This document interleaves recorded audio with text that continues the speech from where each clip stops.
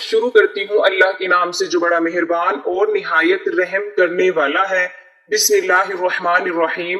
صبح ناشتے میں نہار منہ قرآن کی یہ خفیہ آیت پڑھو، جسم کے ریشے ریشے سے ہر بیماری کا خاتمہ ہو جائے گا، موت کے علاوہ ہر بیماری سے فوری شفا۔ محترم ناظرین، جسمانی بیماریوں کا شافی علاج آج جان لیجئے۔ اس ویڈیو میں مقدس کتاب قرآن مجید کی ایک آسان سی اور مشہور معروف آیت کا عمل آپ کو بتایا جائے گا۔ صبح اٹھ کر خالی پیٹ آپ نے اس عمل کو کرنا ہے۔ اللہ نے چاہا تو اس عمل سے جسم کی ہر بیماری ختم ہو جائے گی، چاہے وہ بیماری چھوٹی سے چھوٹی ہو یا بڑی سے بڑی۔ یعنی ویڈیو میں آپ کو جسم کی اندرونی یا بیرونی بیماری کا قرآن پاک سے آزمایا ہوا روحانی علاج بتایا جا رہا ہے۔ اس عمل کو غیر مسلم بھی مانتے ہیں۔ ناظرین، اگر آپ بیماری کا علاج کروا کر تھک چکے ہیں اور وہ بیماری ختم ہونے کا نام نہیں لے رہی، تو صبح خالی پیٹ بس آپ نے یہ قدرتی عمل کرنا ہے۔ یہ عمل مریض خود پڑھ سکتا ہے تو خود پڑھے، اور اگر خود اس آیت کی تلاوت نہیں کر سکتا تو گھر کا کوئی اور فرد اس آیت کو پڑھ کر مریض پر دم کر دے یا پانی پر دم کر کے مریض کو پلا دیں۔ انشاءاللہ اس عمل کی برکت سے جسم کے باہر کی ہر بیماری اور جسم کے اندر کی تمام بیماریاں ختم ہو جائیں گی۔ ناظرین، جس کسی نے بھی اس عمل کو کیا، انشاءاللہ تعالی اس کی وجہ سے اس کے جسم میں موجود دیگر بیماریاں جیسا کہ گیس، کاہلی، سستی اور کمزوری وغیرہ صرف اس عمل کی وجہ سے ختم ہو جائے گی۔ دل کے امراض کا علاج اس عمل میں اللہ نے رکھ دیا ہے۔ مصائب و آلام اور رنج و غم سے مکمل نجات کے لیے آپ اس عمل کو ایک بار خود آزمائیں۔ اب ناظرین، یقیناً آپ سوچ رہے ہوں گے کہ یہ مشہور سورت کون سی ہے اور اس کا وظیفہ کیسے کرنا ہے، تو مکمل تفصیل آپ کو بتاؤں گی۔ ناظرین، یہاں آپ کو یہ بھی بتا دوں کہ اس عمل سے لوگوں نے کیا کچھ پایا ہے۔ ایک بھائی کا کہنا تھا کہ اس عمل کو اگر صبح کے وقت کر لیا جائے تو پریشانی، بیماری، ٹینشن ختم ہو جاتی ہے اور رزق کی فراوانی جاری ہو جاتی ہے۔ بلکہ بھائی کا یہ بھی کہنا تھا کہ اس چھوٹے سے وظیفے سے مسئلے حل ہو جاتے ہیں۔ اس عمل کو پڑھتے ہوئے 6-7 ماہ ہو گئے۔ صبح کے وقت پڑھنے سے میری زندگی میں بہت سی مثبت تبدیلیاں آئی ہیں۔ اس عمل کی برکت سے میری 20 سالہ کی بیماری 5 دن میں ختم ہوئی۔ میری ایک بیماری تقریباً 20 سال سے تھی، جس سے میں بہت تنگ آیا تھا۔ ہر قسم کی انگریزی ادویات کا استعمال کیا مگر وقتی آرام آ جاتا تھا۔ ہر آدمی کے ساتھ اپنی بیماری کا ذکر کرتا تھا۔ ایک دن میرا ایک دوست جو حافظ قرآن ہے، جس کا نام حافظ حسن ہے، وہ آپ کے چینل سے بہت عرصہ سے وابستہ ہے، اس نے مجھے آپ کے چینل کا بتایا تو آپ کے چینل پر یہ عمل 2016 میں سنا۔ میں بہت شکر گزار ہوں۔ آپ کے اس وظیفے کی برکت سے 20 سالہ کی بیماری ختم ہوئی اور سر آپ کی زندگی میں اللہ پاک خوشیاں بھر کر ڈالے۔ میری اہلیہ آج بھی جھولیاں اٹھا اٹھا کر آپ کو دعائیں دیتی ہے۔ ناظرین، وظیفہ نوٹ کر لیں کہ آج کا یہ خاص عمل قرآن مجید کی عظیم سورت فاتحہ کا وظیفہ ہے۔ جی، آپ نے اس وظیفے میں سورت فاتحہ کو پڑھنا ہے۔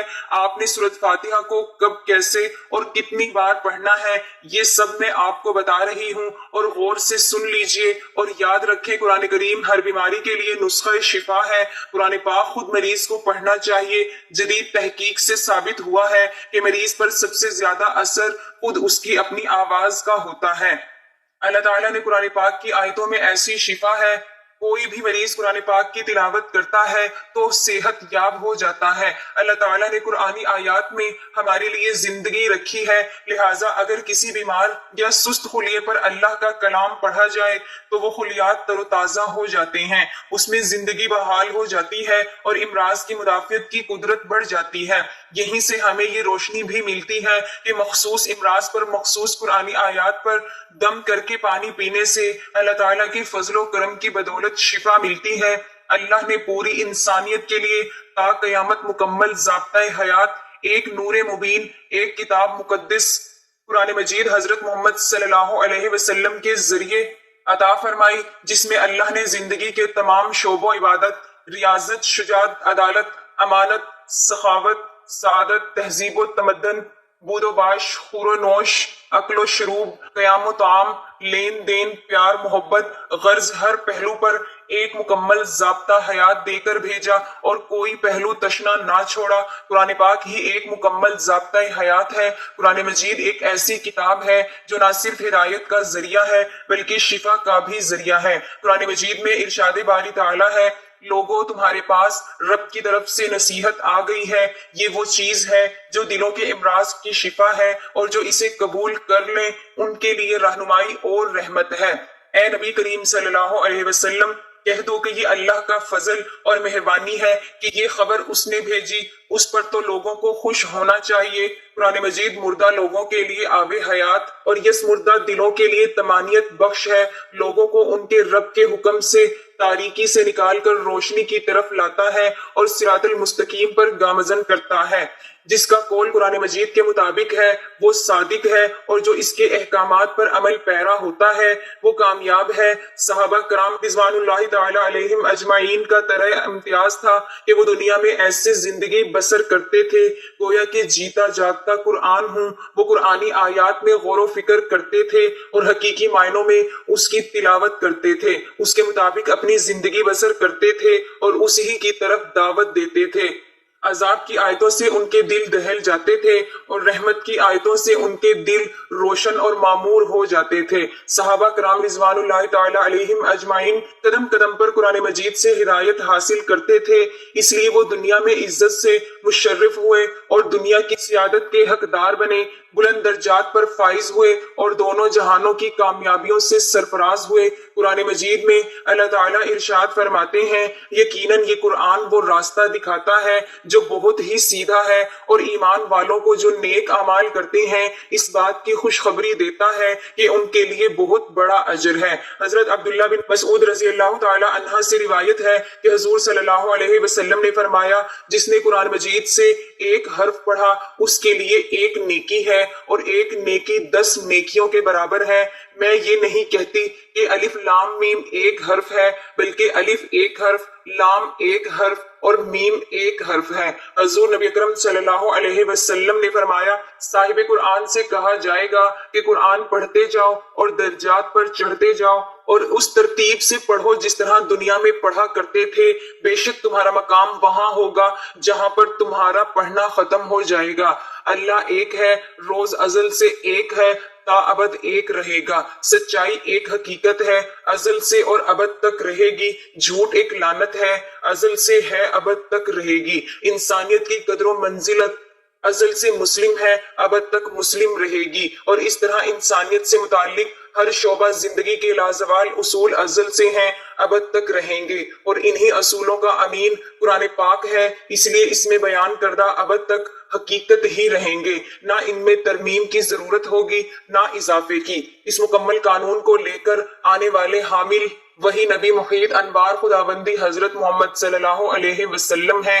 ان کی ذات گرامی بھی اسی طرح ابد تک ایک ہی رہے گی۔ اس کو سمجھنے، اس کو پرکھنے اور اس کو حرز جا بنانے کا جو انداز آپ نے سکھا دیا ابد تک وہی رہے گا۔ انہی کی دی ہوئی ٹارچ، انہی کی دی ہوئی روشنی سے یہ قرآن پاک کے بعد کوئی کتاب اس کا مقام نہیں لے سکتی، اور اس کے لانے والے کی جگہ کسی دوسرے کو کھڑا کیا جا سکتا ہے۔ اور حضور صلی اللہ علیہ وسلم کی صداقت و نبوت اور لازوال نبوت بھی قرآن پاک کے مکمل ضابطہ حیات ہونے کی دلیل ہے۔ قرآن کریم فوز و فلاح کا دائمی منشور اور رشد و ہدایت کا مثالی سرچشمہ ہے، جس میں ایک طرف حقوق اللہ کی پاسداری ہے تو دوسری طرف حقوق العباد کی ادائیگی کا پیغام ہے۔ گویا یہ قرآن ہماری روحانی جسمانی تسکین و شفا کا باعث ہے۔ اس میں پورا نظام حیات عطا کیا گیا ہے۔ اس پر عمل پیرا ہو کر انسانیت اپنا کھویا ہوا وقار اور گمشدہ متاع عزیز یعنی جنت بھی حاصل کر سکتی ہے۔ قرآن راہ نجات اور ہمارے تمام دکھوں کا مداوا ہے۔ چنانچہ قرآن کریم میں فرمایا گیا، اور ہم قرآن کے ذریعے وہ چیز نازل کرتے ہیں جو مومنوں کے لیے شفا اور رحمت ہے۔ اللہ خالق و مالک نے قرآن کا مقصد بیان کرتے ہوئے ارشاد فرمایا، وہی تو ہے جس نے ان ان پڑھوں میں انہی میں سے محمد صلی اللہ علیہ وسلم کو پیغمبر بنا کر بھیجا جو ان کے سامنے ان کی آیتیں پڑھتے اور انہیں پاک کرتے اور اللہ کی کتاب اور توانائی سکھاتے ہیں، اور اس سے پہلے تو یہ لوگ صریح گمراہی میں تھے۔ دوسرے مقام پر یوں فرمایا، وہ اللہ تعالیٰ بہت برکت والا ہے جس نے قرآن مجید کو اپنے بندے محمد صلی اللہ علیہ وسلم پر نازل فرمایا تاکہ وہ سب لوگوں کے لیے آگاہ کرنے والا ہو جائے۔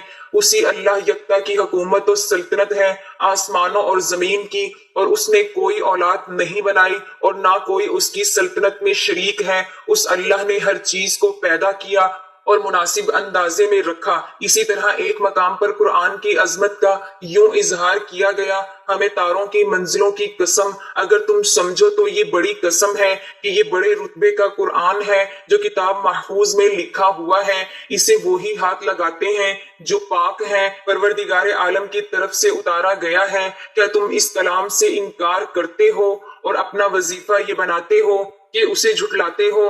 آیت قرآنی سے معلوم ہوتا ہے کہ قرآن کا مقصد انسانیت کے عقائد و اعمال اور اخلاق کی تطہیر کر کے رب کے پسندیدہ بندے بنا کر اس کے اصلی مقام جنت اور رضائے الہی کی شاہراہ مستقیم پر گامزن کرانا ہے، تاکہ انسانیت اپنا کھویا ہوا مقام دوبارہ حاصل کر لے جو اس کی شامت اعمال کی بنا اس کے ہاتھوں سے جاتا رہا ہے۔ یہ قرآن مجید اتنی عظمتوں اور رفتوں کا حامل ہے کہ اگر ایمان کے جذبے کے ساتھ محض اس کی تلاوت کر لی جائے تو وہ بھی مومن کے لیے انتہائی اجر و ثواب کا باعث ہے۔ قرآن مجید سے تعلق استوار اور مضبوط سے مضبوط تر رکھنا مومن کا شعار ہے۔ یہ نازل ہی اسی لیے ہوا کہ ہم اپنا تزکیہ کر لیں اور اپنے مربی آقا پالنہار اللہ رب العالمین کے پسندیدہ بندے بن جائیں۔ اور یہ قرآنی معمولی چیز نہیں کہ ہم اسے محض ایک کتاب سمجھیں، بلکہ اس میں ہمارے لیے دنیا آخرت کی کامرانیوں کا مکمل لاہیہ عمل موجود ہے۔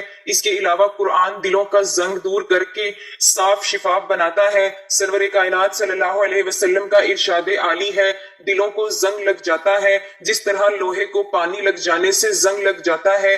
صحابہ رضی اللہ تعالی عنہ نے عرض کیا، یا رسول اللہ صلی اللہ علیہ وسلم، پھر انہیں کس طرح صاف کیا جائے؟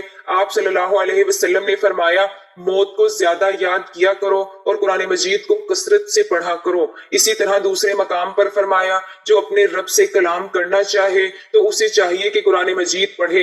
یہ بات پورے وثوق سے کہی جا سکتی ہے کہ قرآن پاک میں تمام امراض کے لیے شفا ہے، یہ امراض ذہنی ہو یا جسمانی ہو یا جادو ٹونے وغیرہ کا نتیجہ ہو۔ شفا کے لیے ضروری ہے کہ مریض کا پختہ عقیدہ بھی یہی ہو کہ قرآنی آیات کو پڑھ کر پھونکنے سے اس مرض سے نجات مل جائے گی۔ اللہ تعالیٰ نے قرآن پاک کی ہر آیت میں مرض پر شفا رکھی ہے، جسے پڑھ کر پھونکنے سے مرض چلا جاتا ہے۔ یہ الگ بات ہے کہ ہمیں شفا کا باعث بننے والی زبان کا علم نہیں جسے اللہ تعالیٰ قرآن پاک میں سموئے ہوئے ہیں۔ ہمیں قرآنی آیات پڑھنے کے سلسلے میں محنت کرتے رہنا ہے۔ ہمیں یہ یقین سچے دل سے کرنا چاہیے کہ قرآنی آیات پڑھ کر پھونکنے سے ہمیں شفا ملے گی۔ اللہ تعالیٰ فرماتے ہیں، یہ تو ایمان والوں کے لیے ہدایت و شفا ہے، یہ ایمان والوں کے لیے شفا کا باعث ہے اور کفار اس کو نہیں سمجھ سکتے۔ اللہ کی رحمت بہت وسیع ہے اور ہر شخص اس کو اپنے ظرف اور ہمت کے مطابق حاصل کرتا ہے۔ اللہ تعالیٰ کی راحت کو تمام سمندروں کی گہرائی ملا کر ڈالا جائے تو بھی اس کی وسعت اور گہرائی ختم نہیں ہو سکتی۔ یہ حاصل کرنے والے پر منحصر ہے کہ وہ اس کو کیسے اور کتنا حاصل کرتا ہے۔ اللہ تعالیٰ فرماتے ہیں، اے لوگو، تمہارے پاس تمہارے رب کی طرف سے ایک ایسی چیز آئی ہے جو نصیحت ہے، اور دلوں میں جو روگ ہیں ان کے لیے شفا ہے اور رہنمائی کرنے والی ہے، اور ایمان والوں کے لیے رحمت ہے۔ قرآن مجید ہر قلبی، روحانی، جسمانی اور نفسیاتی بیماریوں کے لیے شفا ہے۔ قرآن مجید خود بیان کرتا ہے، دلوں کے روگ، حسد، کینہ، بغض، منافقت، ڈپریشن ہے، ان کے لیے شفا ہے۔ اللہ تعالیٰ کا ذکر روح کی غذا ہے اور جسم کو طاقت اور توانائی بخشتی ہے۔ اللہ تعالیٰ فرماتے ہیں، ہر قسم کے میووں سے کھا، پھر اپنے رب کی تجویز کردہ آسان راہوں پر چلان کے پیٹ سے پینے کی چیز نکلتی ہے جس کے رنگ مختلف ہیں، اس میں لوگوں کے لیے شفا ہے۔ بے شک اس میں ان لوگوں کے لیے نشانی ہے جو سوچتے ہیں انسان کی بیماریوں میں اس کی خوراک کا بھی عمل دخل ہوتا ہے۔ اس لیے اللہ تعالیٰ یہاں انسان کو جسمانی بیماریوں کا علاج بتا رہے ہیں۔ ڈرائی فروٹ توانائی کا بہترین ذریعہ ہے۔ زیر غور آیت میں اللہ تعالیٰ شہد کو شفا قرار دیتے ہیں۔ حضرت ابن مسعود رضی اللہ تعالیٰ عنہ سے مروی ہے، رسول اکرم صلی اللہ علیہ وسلم نے فرمایا، تم لوگ شفا دینے والی دو چیزوں کو یعنی شہد اور قرآن کو لازمی پڑھو۔ جسم کے کسی حصے میں درد ہو تو سورۃ فاتحہ پڑھ کر دم کیا جاتا ہے۔ سورۃ بقرہ جادو اور نظر بد کے آثار کم کرتی ہے۔ معوذ 3 سے دم کرنا بھی حدیث سے ثابت ہے۔ حضرت عائشہ صدیقہ رضی اللہ تعالی عنہا فرماتی ہیں، نبی اکرم صلی اللہ علیہ وسلم نے جس مرض میں وفات پائی اس میں اپنے اوپر معوذ 3 پڑھ کر دم کرتے تھے۔ جب آپ صلی اللہ علیہ وسلم کو زیادہ تکلیف ہوتی تو میں اس کو پڑھ کر دم کرتی اور آپ صلی اللہ علیہ وسلم کے دست مبارک کو برکت کے لیے آپ صلی اللہ علیہ وسلم کے جسم مبارک پر پھیرتی۔ حضرت امام بطال رحمۃ اللہ علیہ معوذ 3 کے بارے میں فرماتے ہیں کہ اللہ تعالیٰ نے ان میں ایک ایسا راز رکھا ہوا ہے جو ان کے علاوہ کسی اور صورت میں نہیں، کیونکہ یہ جامعہ دعائیں ہیں جن میں ساری بری چیزوں سے پناہ مانگی گئی ہے۔ سحر، حسد، شیطان کے شر اور اس کے وسوسے اور اس کے علاوہ دوسری چیزوں سے حفاظت کے لیے معوذ 3 سے بہترین کوئی نسخہ نہیں ہے۔ یہی وجہ ہے کہ آپ صلی اللہ علیہ وسلم اسی پر اتفاق کرتے ہیں۔ ہمیں معلوم ہونا چاہیے کہ قرآن پاک خود مریض کو پڑھنا چاہیے۔ جدید ترین تحقیق سے ثابت ہوا ہے کہ مریض پر سب سے زیادہ اثر خود اس کی اپنی آواز کا ہوتا ہے۔ کسی بھی انسان کی آواز کے مقابلے میں خود مریض کی آواز اس کی بیمار خلیوں پر زیادہ اثر ڈالتی ہے۔ مریضوں کا ہمارا مشورہ یہی ہوگا کہ وہ اپنے مرض سے متعلقہ صورت کا عمل خود پڑھ کر اپنے اوپر پھونکے۔ سورۃ فاتحہ کے وظیفے کا طریقہ یہ ہے کہ صبح اٹھنے کے ساتھ ہی یعنی کہ جب آپ نماز کے لیے اٹھیں تو آپ وضو کر لیں اور پہلے نماز پڑھ لیں اور اس کے بعد میں یہ وظیفہ کریں، اور اگر نماز کا وقت زیادہ پڑا ہوا ہے تو اس وظیفے کو پہلے کرنے کے بعد نماز پڑھ سکتے ہیں۔ آپ نے سورۃ فاتحہ کو اس طرح پڑھنا ہے کہ جب آپ سورۃ فاتحہ کو 9 بار مکمل پڑھ لیں تو آپ نے اللہ رب العزت کا مبارک نام یا رحمانو یا اللہ 9 مرتبہ پڑھنا ہے، اور پھر اس کے بعد دوبارہ فاتحہ 9 بار پڑھنی ہے، اور ساتھ ہی یا رحمانو یا اللہ 9 مرتبہ پھر پڑھنا ہے، اور تیسری مرتبہ سورۃ فاتحہ کو 9 بار پڑھنی ہے، یعنی کہ سورۃ فاتحہ 27 بار پڑھی گئی، اور آپ نے 27 بار ہی اللہ تعالیٰ کا مبارک نام یا رحمانو یا اللہ کو بھی 27 بار پڑھنا ہے، اور اس کو پانی پر دم کر دینا ہے۔ اگر مریض نے اپنے لیے عمل کیا ہے تو خود اس پانی کو پی لیں، اور اگر کسی نے مریض کے لیے دم کیا ہے تو بھی اس مریض کو پلا دیں۔ انشاءاللہ تعالی مریض کو ہر بیماری سے اللہ تعالیٰ فائدہ فرمائے گا۔